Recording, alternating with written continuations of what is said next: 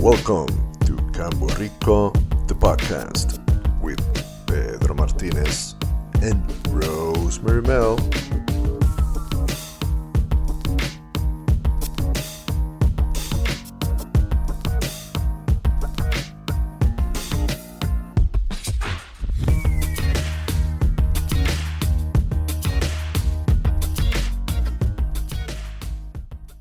Welcome to the second episode of Hey. Alrighty, so it looks like the We Survived podcast number one, honey. Yeah. We are definitely learning a lot as we go. Podcast number one, the audio and the video suck pretty much. So, It was a wreck. well, it wasn't a rag, as you know. I tried to mess with cheap webcams and trying to color code afterward. It's just horrible, you know. They're 720, they're not even 1080p or HD, so you know they're doing the tricks. So let's see. I don't know how. I guess we'll do better as we go. But we made it. So this is the second episode. So welcome to the second episode, guys. This week we have been through some hell with the cars. We have some wear and tears in our car, especially the brakes, you know, and it has been. Yeah, that was an experience. Especially when it first happened. It sounded like a dinosaur stepped on our car. And then everything just went, oh. Yeah, so we were coming back from Luquillo, and on one of the cars, actually, the second one, we got the Yukon. We got coming back from Luquillo, all of a sudden, you know, we lost brakes, so we had to shift down, and that was down the hill, and finally we were able to get, you know, on track, some kind of pumping.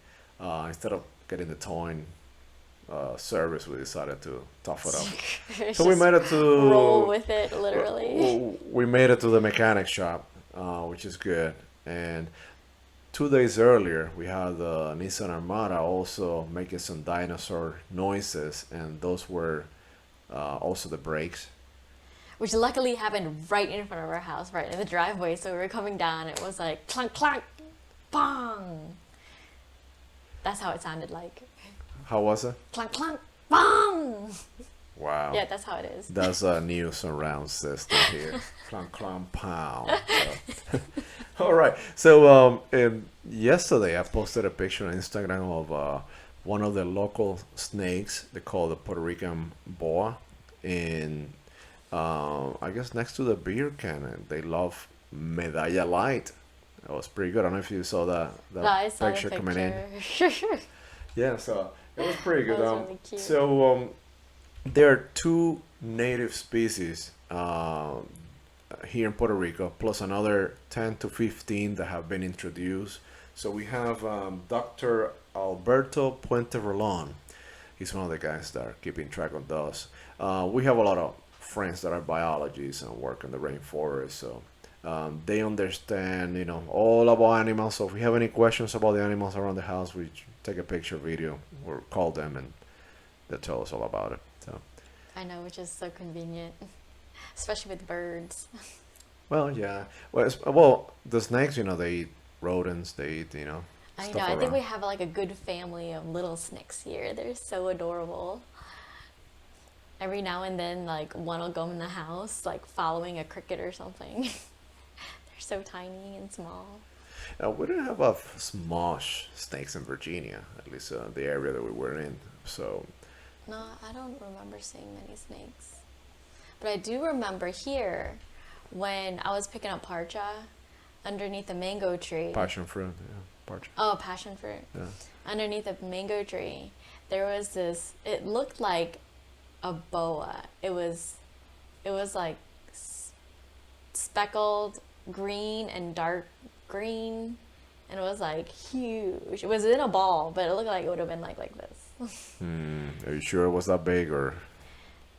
No, because it was all balled up, you know, because the dogs are with me, and so they were barking at him, and so he kind of like retracted, but his head was like this, like as big as my hand. Okay. I mean, Uh, I don't know what it was, but it looked like it had pattern dots on it, and Yeah. it was green and dark green. So I don't know if it was native or it was something introduced, but we do I have think it's a our native. fair share of snakes around here, uh, but we love the place. One of the things that we were talking about, actually, we've been talking about for a while, and since we created the blog and the videos, is because people are interested in, why Puerto Rico, why move here, and we were discussing that last night, and this morning, kind of finding out topics for today's podcast. It is, why do anybody want to move to Puerto Rico? I mean, Well, for me, it was the easiest transition from from the United States, because everything we had in the United States, we can also have here. Meaning our driver's license, like the use of our social security card, and getting important documents, and our passports, will still say United States. And so it was like all of that transitioned really well here. So I didn't really have a problem. It doesn't seem like I left the United States. I mean, we haven't, but legally, at yeah, least. legally, but it just it was just the easiest transition, we'll say. I will agree with that. I know we were thinking about moving out of the U.S. and kind of taking a break from the whole corporate shit, uh, just the day-to-day routine. And we discussed about either going South America, Southeast Asia, thinking about, we had a son at the time. We didn't have the kids, the smaller ones. Your parents were back in the States, so we're trying to find a happy medium, a place that we actually could feel comfortable. Dominican Republic, down Peru, Ecuador, down South America and Central America seems appealing because the currency exchange. But in reality, how much would it cost to travel back to the U.S. often? What if something happened? Are those countries politically stable? Stable, yeah. So those are the things that we took in consideration. So I think Puerto Rico, because I'm from here, it made it easier for us to move here because I know the area, we can navigate through, and I know the language, which It was a big makes it thing. easy. However, you are fluent. Now I am. Oh my god, the first day it was horrible. God, even the whole culture. I was like kissing cheeks. I'm not the kissing cheeks. Like butt cheeks or No, oh, I meant like how you greet each other. You're like, oh yeah, we're a little warmer, I guess, compared to oh the god, I'm used to U.S. like a handshake or a wave. But here it's just like, oh my god, they give you a huge hug and then they'll kiss you on both cheeks. In the beginning, I was just like, whoa, my personal space. But after like a few times, it's like, okay, I need to just get over it. It's gonna happen. Yeah, so obviously, besides moving in and being close to the U.S. to go back and forth, again, still for those that don't know, Puerto Rico is a U.S. territory. In fact, we're U.S. colony. We were invaded, and our colonizers haven't left us alone. That's just my opinion. So we have beaches all around. It's an island. I mean, the weather is nice for the most part. It's in the 80s all around the year. Yeah, we have some spots, a few days here and there that might get up to 90s in summer. Oh We yeah. got some rainy seasons as well. Obviously, there in the past 10 years have been kind of random. Typically it used to be Christmas, April, but Yeah. now it's whenever. Then we have a very active hurricane season, at least ever since Maria back in Yeah, I know. It 2017. seems Now it like. seems like every year we're getting more and more storms. So, Well, ever since we moved back, it's been also earthquakes. I like all those years before Maria, we didn't have earthquakes, and now all of a sudden it's like an earthquake every 6 months or something. I mean, it's not huge. There was like the one huge one, but it's been little ones here and there. I think it was the 6.1, the largest. That's about it. I remember passing through those houses that were just like devastated. I Yeah, there remember. were houses down south of the island that are on columns or pillars, and they were on the ground. which was pretty interesting to see. Yeah, they're still there.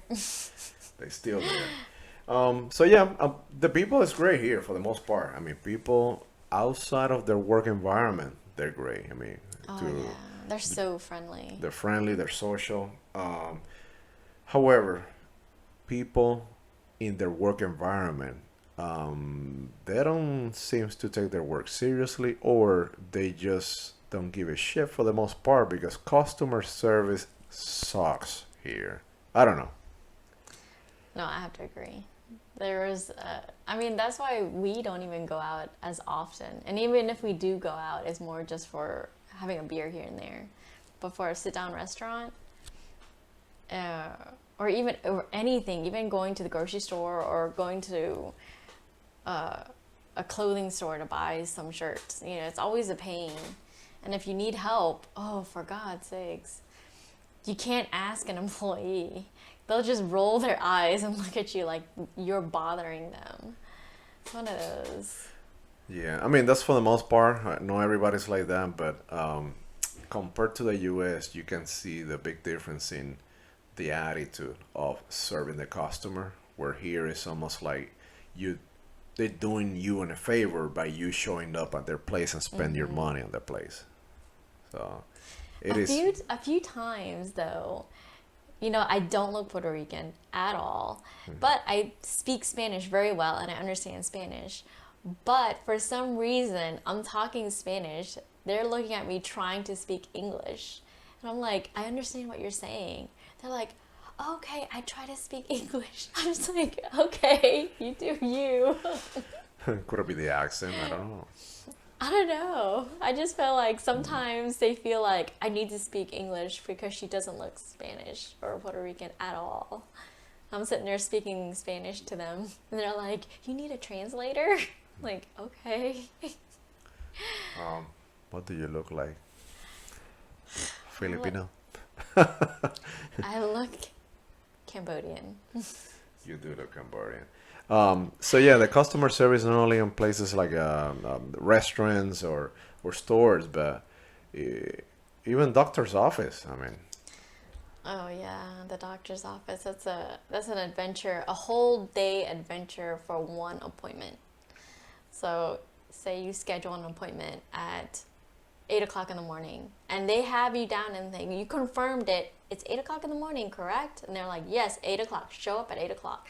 No, you have to show up at 6 o'clock because they have 10 other people scheduled at 8 o'clock. And if you don't, they have a sign-in sheet, and if you're not the first one on the sign-in sheet, your appointment might be at like 10 or 11 or even 12. It's not even 8 o'clock. Sometimes the doctor won't even show up until like 10 o'clock. So your 8 o'clock, I guess, was to sit there and wait until the doctor shows up. It's a whole day thing. It is such a pain. another thing I noticed was that a lot of these places, and not so much doctor's office, but restaurants and stores, they're not very kid friendly. Or at least small kid friendly, where you can That's just can right. take in things. They have taken kids into account. Areas where they can explore. Kids cannot sit still for more than 30 minutes to an hour. And if you're having a meal, family meal, you want a place where they can uh, run and spend the energy. So you don't see that. I mean, you'll have this at the McDonald's, with their section, or Burger King, because it's pretty standard. They're chain and they have those areas. But local places, it's very few that actually care for family friendly environments. Yeah, I mean, okay, so the United States has their version of a family-friendly restaurant, meaning that it'll still be like a restaurant scene, but they will have a little something for the kids, like a little coloring menu with crayons or something. Here, they don't even do that. They don't even expect kids to be there. That's the mentality. And if there are kids there, it just seems like a bother to the server. Like, I don't know, they just give you one of those glares, like, keep your kids under control. like they are. They're kids. Yeah, but and there's a few places that we've been that they doing a pretty good job.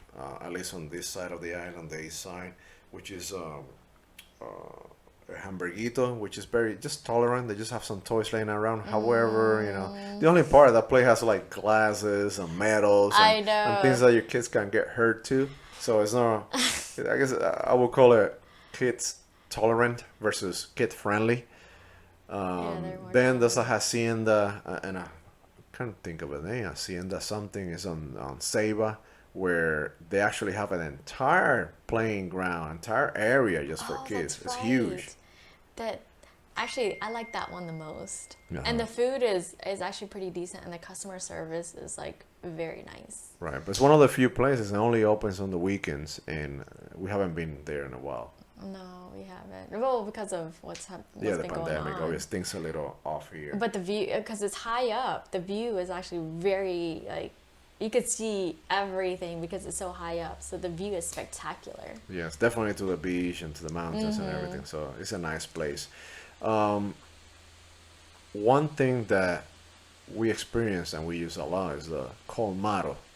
So in the rural areas, we have these little convenience stores that mostly sell alcohol and then some first necessity items. It's almost like walking into one of those Kiwi Mart or 7-Elevens, so to speak. It's just not as You know, fancy.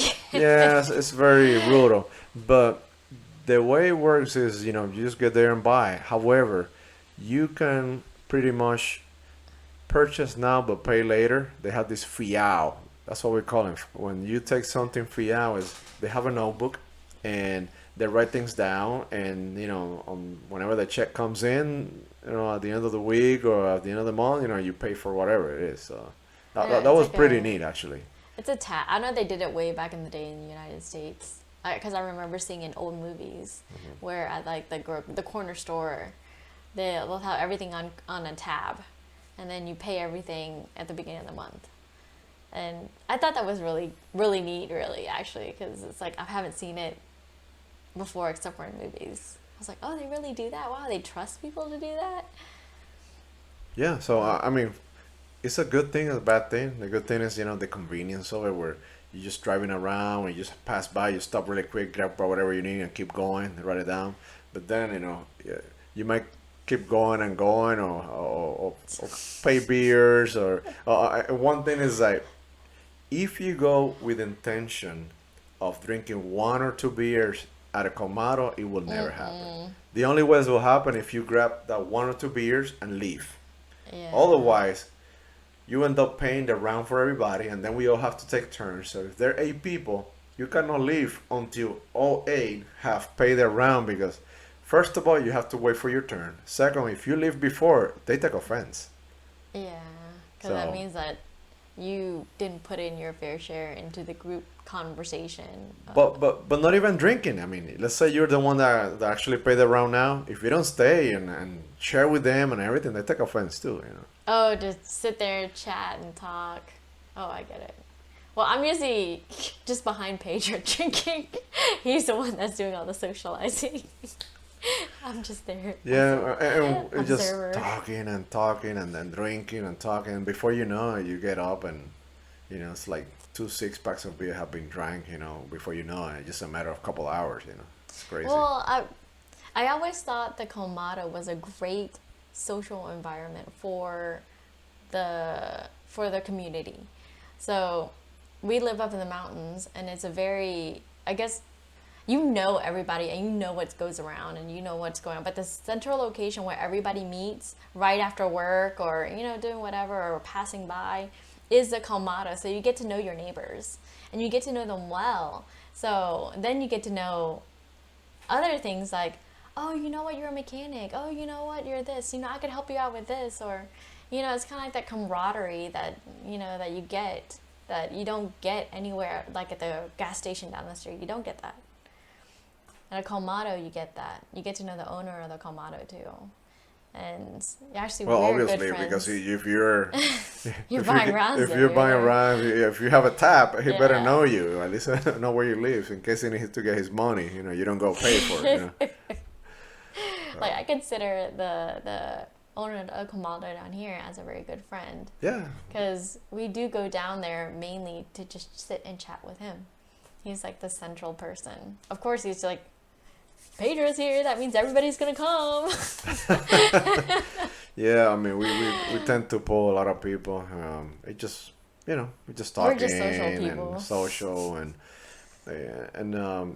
building a good network. So if you are, whether in Puerto Rico or any other country, especially Spanish-speaking country, get to know people. The way things work around here is depending on who you know. Who you know will determine how fast you're going to get service from the government, especially the local municipality. Whether the mechanic, have you wait a couple days or whether they fix things immediately. Whether you need heavy machinery and don't know who to call and get in line for the heavy machinery.